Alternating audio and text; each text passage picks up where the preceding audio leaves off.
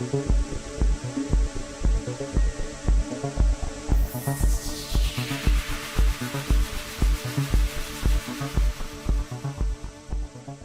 ہتھیار قسط نمبر 18۔ سنگلاخ راستوں پر چلتے ہوئے جوش و جذبے میں شانی کیسے 2000 فٹ بلندی پر پہنچا اسے کچھ خبر نہیں تھی۔ ہوش تب آیا جب وہ مطلوبہ جگہ پہنچ چکا تھا۔ ہم نواز کی نشاندہی پر وہ عین صحیح جگہ پہنچا تھا جہاں جوزف اور بوتھم باس تھامس کے روانہ کیے گئے 6 ایجنٹوں کے ہمراہ قیام پذیر تھے۔ ان 6 افراد میں 2 موساد کے، 3 باس تھامس کے گروپ یعنی بلیک واٹر کے اور ایک انڈین راک کا ایجنٹ تھا۔ کنزا کو جوزف نے بہت پہلے دیکھا تھا۔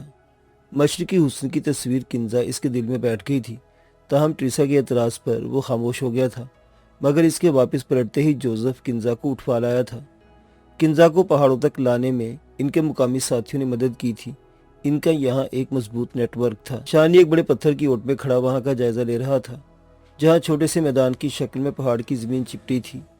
میدان میں کئی چھوٹے بڑے پتھر پڑے تھے، چھوٹے موٹے درخت، پودے، گھاس پھوس اور جھاڑیاں بھی موجود تھیں۔ چند بڑے شگاف نظر آ رہے تھے اور کچھ غار نظروں سے اوجھل تھے۔ کچھ شانی دیکھ سکتا تھا۔ شانی کے اشارے پر ہم نواز نے ایک بار پھر جائزہ لینے جا چکا تھا۔ اس نے آ کر بتایا، یہاں بہت سے غار ہیں جو لوگوں کے زیر استعمال ہیں، مصنوعی بجلی کا بندوبست ہے، ضروریات زندگی کی تمام مراد میسر ہیں۔ یہ لوگ یہاں شہریوں جیسی زندگی گزار رہے ہیں۔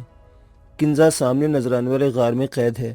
اس وقت اس کے پاس ایک لڑکی اور لڑکا موجود ہے، باقی افراد دوسرے غاروں میں ہیں۔ ہم بالا ہی بالا سامنے والے غار میں پہنچ سکتے ہیں۔ ہم نواز کے کہنے پر شانی بلا تاخیر پتھروں کے آڑ سے نکل کر سامنے والے غار کی طرف بڑھا۔ اندر روشنی کے آثار تھے۔ چند لمحے شانی نے اندر کی سن گن لی۔ نسوانی قہقہے اور مرد کے چند انگلش میں ادا کیے گئے فقرے اس کے کانوں میں ٹکرائے۔ اس نے دائیں بائیں دیکھا، وہ اکیلا کھڑا تھا۔ ریوالور پر گرفت مضبوط کرتے ہوئے وہ اندر داخل ہو گیا۔ ہینڈز اپ، اس نے اندر داخل ہوتے غرا کر کہا۔ چند لمحوں میں وہ تیز نظروں سے اندر کا جائزہ لے چکا تھا۔ کنزا زمین پر پتھر سے ٹیک لگائے بیٹھی تھی، اس کے ہاتھ پشت پر بندھے تھے۔ وہ محویت سے شانی کو دیکھ رہی تھی۔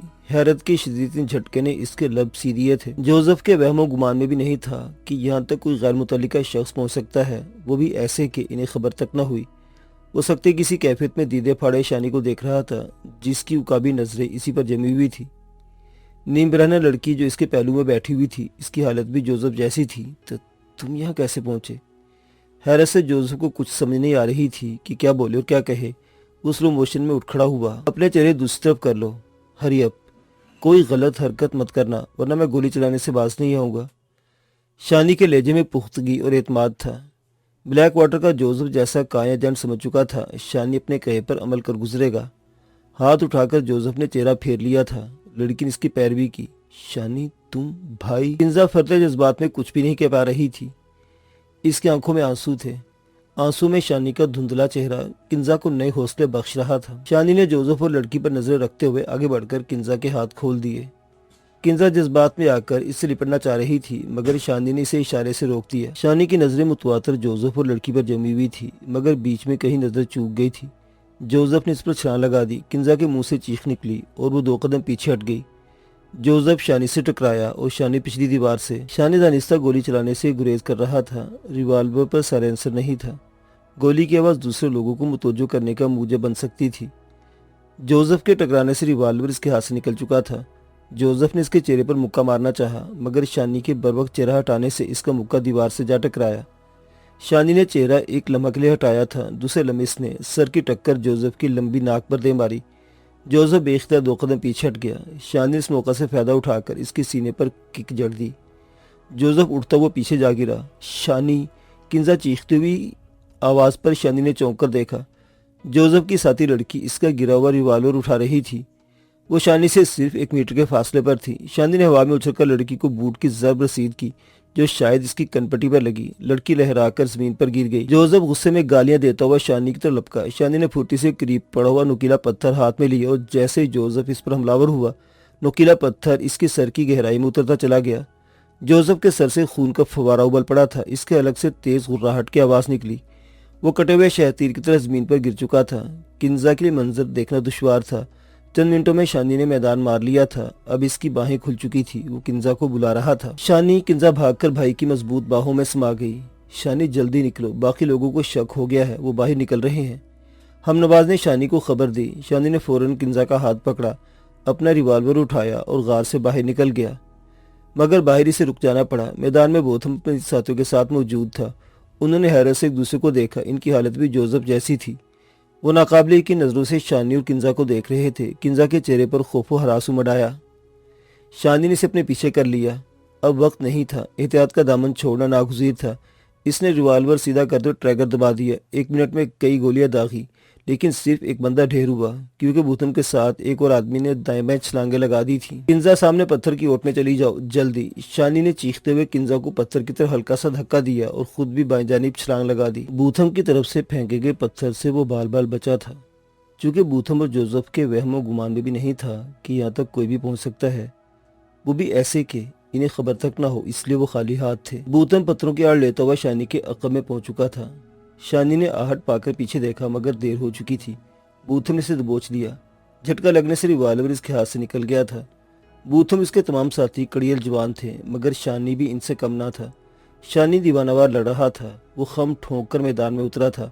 लड़ते हुए डैडी की शबीस की आंखों में अंगारे भर रही थी, जिनसे इसका दिमाग तक दहक रहा था। बोथम के हाथ में चाकू था। वो चाकू से इसने शानी के सीने पर वार किया, जिसे आखिरी लम्हा में शानी ने देख लिया। वो खुद को बचाने के लिए एक तरफ सिरकना चाहता था, मगर चाकू का फल इसके बाजू में पेवस्त हो गया था।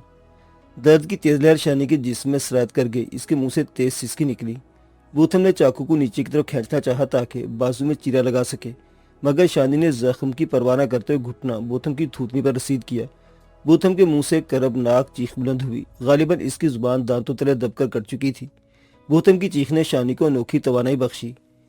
इन लोगों ने इसके डैडी को मारा था, इसे तड़पा तड़पा कर मौत के हवाले किया था। ये डैडी के कातिल हैं। उन्होंने किंजा को अगवा किया। ख्यालात का समंदर इसके अंदर मौजूद था। वो जोश और वलवले से लड़ने लगा। इसने बोथम और बोथियों के साथियों को एक साथ ढेर कर दिया था। शानी का चेहरा जज्बात की हिद्दत से तमतमा रहा था। पत्थर की ओट में खौफ से दुबकी किंजा कांपते वजूद के साथ भाई को लड़ता देख रही थी। इसे जो कुछ याद था वो पढ़ पढ़कर फूंक चुकी थी। शानी, इसका भाई, इसकी खातिर मौत की वादी में उतरकर मौत से पंजा आजमाई कर रहा था। मान किंजा ने देखा बोथम का बच जाने वाला तीसरा साथी शानी का रिवाल्वर उठा चुका था। किंजा को चंद सेकंड में फैसला की दहलीज पर पार करना थी, क्योंकि शानी इस शख्स से दूर था। डोनल ने रिवाल्वर उठाते ही शानी पर फायर कर दिया, मगर किंजा फैसले की दहलीज पार कर चुकी थी। वो शानी के सामने दीवार बनकर खड़ी हो गई। डोनल की चलाई गई गोली किंजा के सीने में उतर चुकी थी। वो शानी की बाहों में झूल रही थी। किंजा, शानी चीखा। शानी का सारा खून इसके चेहरे में जम चुका था। डोनल ने दूसरा फायर करना चाहा, मगर क्लिक की आवाज ने इसकी हसरत पूरी नहीं होने दी। रिवाल्वर का चैम्बर खाली हो चुका था। इसने गुस्से में शानी पर रिवाल्वर खींच मारा। शानी ने किंजा को जमीन पर लिटाया और धाड़ता हुआ डोनल पर टूट पड़ा। You bastard! इसके सीने पर, इसके सर पर खून सवार हो चुका था। डोनल की गर्दन इसके आनी हाथों में दबी हुई थी। डोनल मछली बेआब की तरह तड़प रहा था। इसकी आंखें बाहर को उबल पड़ी थी। शानी पूरी कुव्वत से इसका गला दबा रहा था। चंद मिनटों में डोनल तड़प तड़प कर दम तोड़ चुका था। शानी ने इंतहाई नफरत से दूर फेंका और भागकर किंजा के पास पहुंचा। किंजा का खून बेतहाशा बह चुका था। वो आखिरी सांसें ले रही थी। सांसों की माला टूटने को बेताब थी। शानी ने बैठकर इसका सर अपनी गोद में ले लिया। किंजा, किंजा, आंखें खोलो प्लीज किंजा। वो इसके गाल थपथपा रहा था और हिज़ानी आवाज में बोल रहा था, किंजा, ये जुल्म हम पर मत करना, आंखें खोलो, तुम्हें कुछ नहीं होगा, आंखें खोलो मेरी बहना, आंखें। आंसुओं की झड़ी लग चुकी थी। 2000 फीट बुलंद पहाड़ियां इस लम्हे इंतहाई उदास थी। किंजा ने जिंदगी की आखिरी तवानाई को यकजा किया। वो धीरे धीरे आंखें खोलने की कोशिश करने लगी। किंजा, शानी के आंसू टूट टूट कर गिर रहे थे। दिल की धड़कन कई सौ मील की रफ्तार से जारी थी। ये क्या किया पगली बहना तुमने? शानी, हमेशा भाई बहन पर कुर्बान। थरथराते लबों से टूटे फूटे अल्फाज का खरूश शानी के दिल को खंजर की तरह चीर रहा था। किंजा बमुश्किल कह रही थी, सांस उखड़ रही थी, शायद इसका वक्त खत्म हो चुका था। शानी, बहनें भी भाई पर कुर्बान। लब चुप और लफ्ज टूट चुके थे। बहन ने भाई के लिए जान कुर्बान कर दी थी। किंजा! शानी की जोरदार चीख बेतहाशा गोलियों की आवाज में दब गई। पीछे से इस पर फायर किए गए थे। खुशकिस्मती से गोलियों का हदफ करीबी पत्थर बना। शानी, उठो, जल्दी करो, इन लोगों के पास जदीद असला है। हम नवाज ने चीख कर इसे एहसास दिलाया। किंजा हमेशा के लिए खामोश हो चुकी थी। इसके कातिलों को कैफरे किरदार तक पहुंचाने के लिए इसका जिंदा रहना जरूरी था। शानी एक तरफ दरख्तों और पत्थरों की ओट में घुस चुका था, मगर आने वालों ने इसे देख लिया था। अब शानी को भागना पड़ा।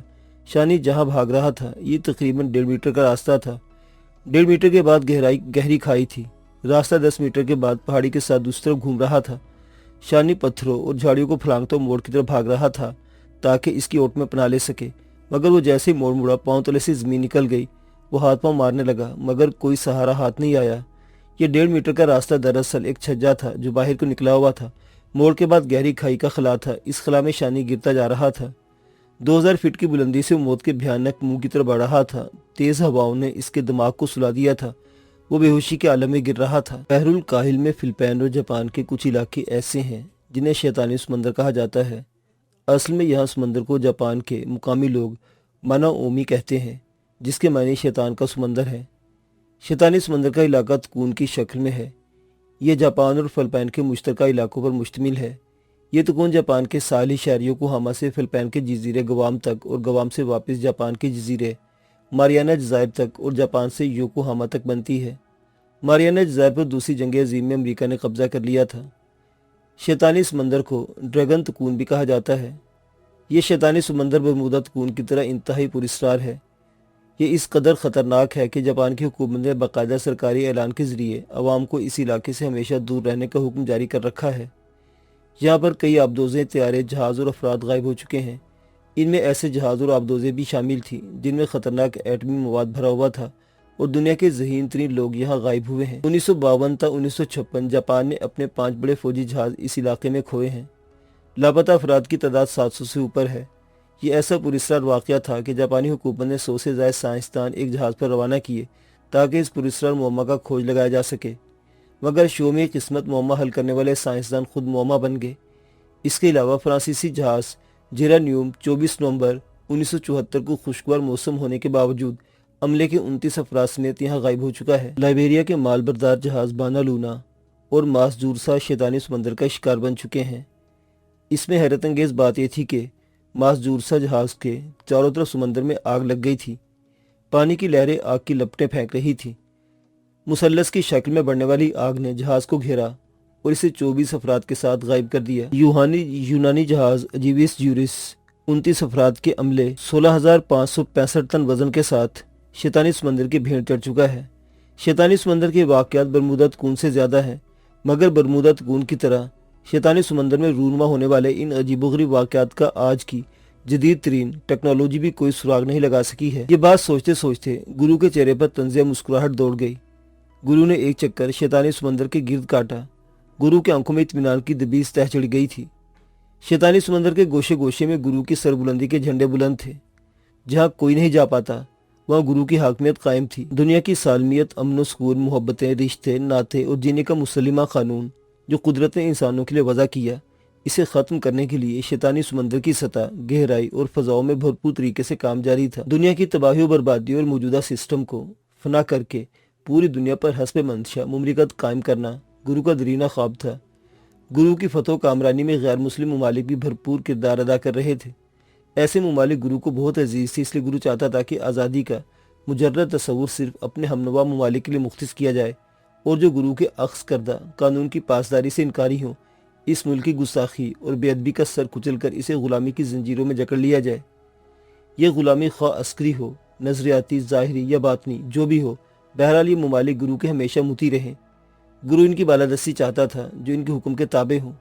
जो गुरु के खिलाफ दिफाई हथियार इस्तेमाल करते हैं, इन्हें नकारा बना दिया जाएगा। उनके खिलाफ ऐसी पॉलिसी मुरतब की जा चुकी थी कि वो गुरु उसके हवारियों के रहम करम पर चले जा रहे थे।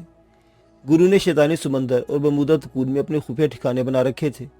गुरु के पास ऐसी ताकत मौजूद थी कि अपनी मंशा के मुताबिक तैयारे, जहाज़ और इंसानों को बमा असबाब इन ठिकानों पर खींच लाता था। कई दानश्वर और ज़हीन तरीन दिमाग, साइंसदान और माहिरीन गुरु के कब्जे में जा चुके थे। गुरु की कार्रवाई में ऐसी मजबूत प्लानिंग होती थी कि बाहोश और बाखबर लोग जो हालात और वाक़यात का गहरा मुशाहिदा करते, वो भी इन वाक़यात में फ़कत लकीर पीटते रह जाते हैं। कोई मस्बत पहलू आज तक इनके हाथ नहीं लगा था।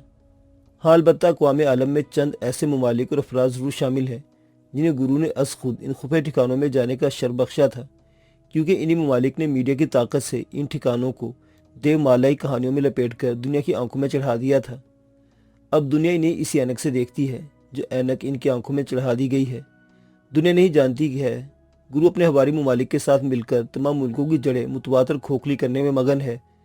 गुरु अक्सर अपना तख्त शैतानी समंदर के सीने पर बिछाता है। चेले इसके सामने बैठकर अपनी कारगुजारी सुनाते हैं और इनाम व इकराम वसूल करते हैं, दादो तहसीन समेटते हैं और अपने मिशन के लिए नई हदायत पाते हैं और आइंदा की प्लानिंग तरतीब देते हैं। सलीबा से इस बार गुरु बेइंतहा खुश नजर आता था। गुरु ने इसे शाबाश देते हुए कहा, सलीबा, मैं हर चेले की जहानत, फरासत और दानश्वरी का कायल हूँ कि वो मेरे चेले हैं और मेरी मंशा के मुताबिक चलकर कामयाबी हासिल करते हैं। इनके इसरार और रमूज मेरी दी हुई तालीम कारफरमा होती है, जिसके सबब वो हमेशा सुरखरू रहते हैं। मगर सलीबा, तुमने अपने कमाल फन में बेहतर मुहारत दिखाई है। शानी मुझे बूढ़े जिनकी सैरंगेज बातों में डूबा हुआ दिखाई देता था। तुम अगर इसे अपने प्लानिंग के हिसार में कैद न करते तो वो आज मन का इंसान होता, इसका अंदर बाहर रोशन होता और हमारी पहुंच से कोसों दूर निकल जाता। मगर अब के वो ख्वाहिशात का असीर है, जलीलो ख्वार है और हमेशा दर दर की ठोकरें इसका मुकद्दर बन चुकी हैं। गुरु की बातें सुनकर सलीबा की गर्दन फखर की बुलंदतरीन चोटी पर पहुंच रही थी। गुरु का बुलंद कहका समंदर की फजाओं को चीर रहा था। मैं दुनिया के तमाम निजाम को जामिद कर दूंगा, अपने हरबों से सारी दुनिया पर काबिज हो जाऊंगा और मुझे रोकने टोकने वाला कोई नहीं। गुरु की मगरूर हंसी में चेले साथ दे रहे थे। गुरु कह रहा था, मेरा हर चेला सलीबा की तरह ज़हीन, चालाक और गैर मामूली अक्ल फहम का मालिक है। गुरु सलीबा की तारीफ कर रहा था और सलीबा खुशी से फूले नहीं समा रहा था। करोड़ों अरबों चेलों के सामने गुरु इसकी अक्ल व दानिश को तस्लीम करते हुए तारीफें कर रहा था, इसका मान बढ़ा रहा था। सलीबा ने महसूस कर लिया था, आज गुरु का मूड बहुत अच्छा है।